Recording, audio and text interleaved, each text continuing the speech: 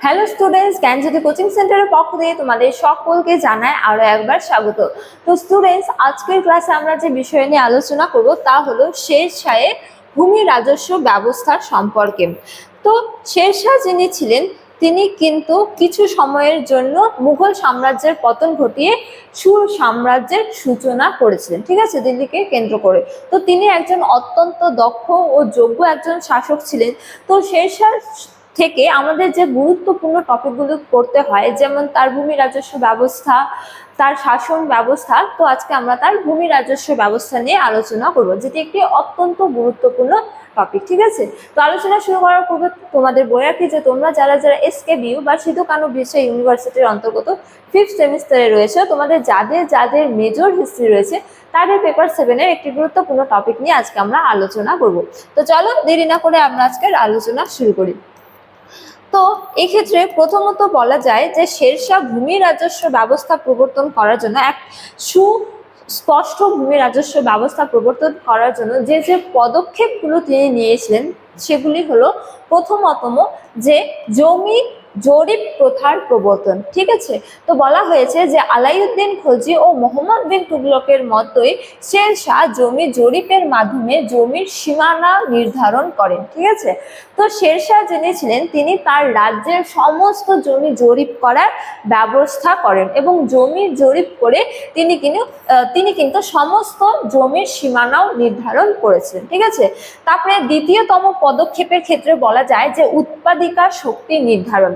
এক্ষেত্রে বলা হয়েছে যে শের শাহ জমি উৎপাদিকা শক্তি অনুযায়ী জমিগুলিকে উর্বর, তারপরে মাঝারি এবং কি অনুর্বর, এই 3 ভাগে ভাগ করেছিলেন, ঠিক আছে। তো সমস্ত জমি তিনি জরিপ করেন, তারপর তিনি কিন্তু সমস্ত জমিগুলিকে অর্থাৎ রাজ্যের সমস্ত জমিগুলিকে 3টি ভাগে ভাগ করেন।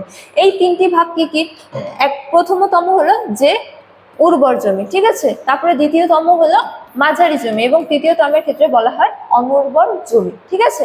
তো উর্বর জমি কোনগুলি? যেগুলি খুবই উর্বর, অর্থাৎ যেগুলিতে বছরের প্রায় সব সময়ে চাষবাস হয়, ঠিক আছে। মাঝারি জমি মানে যেগুলো মাঝারি ধরনের চাষবাস হয়, চাষবাস যুক্ত।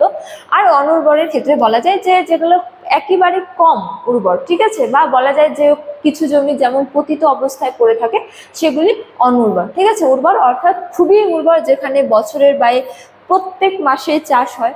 এবং মাঝারি জমি মানে যেগুলি মাঝারি ধরনের, মাঝে মাঝে চাষ হয়, কিছু সময় চাষ হয় না। অনুর্বর বলতে খুব কম উর্বর এবং যেগুলি পতিত অবস্থায় কিছু সময়ের জন্য আবার পড়েও থাকে, বা কোনো কোনো জমি প্রতি বছরই পতিত অবস্থায় পড়ে থাকে সেগুলো। তো এই 3 ভাগে তিনি সমস্ত জমিগুলিকে ভাগ করেন।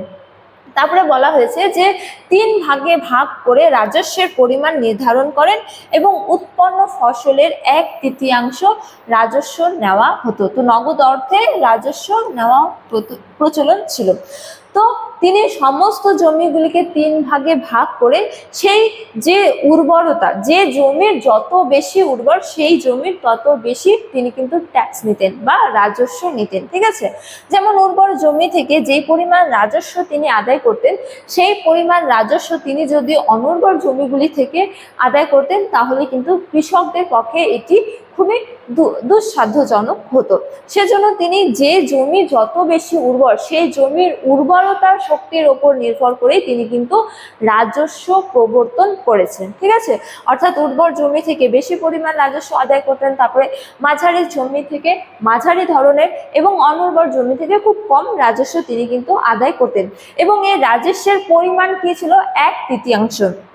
অর্থাৎ যে পরিমাণ ফসল উৎপাদন হতো সেই ফসলগুলিকে 3টে ভাগে ভাগ করে সেই 1 অংশ তিনি কিন্তু রাজস্ব নিতেন, ঠিক আছে। অর্থাৎ 3 ভাগের 1 ভাগ তিনি রাজস্ব নিতেন। তারপরে বলা হয়েছে যে এই যে রাজস্ব তিনি আদায় করতেন এই কিন্তু নগদ অর্থে তিনি কিন্তু আদায় করতেন, ঠিক আছে। তো এই গেল দ্বিতীয় ধরনের।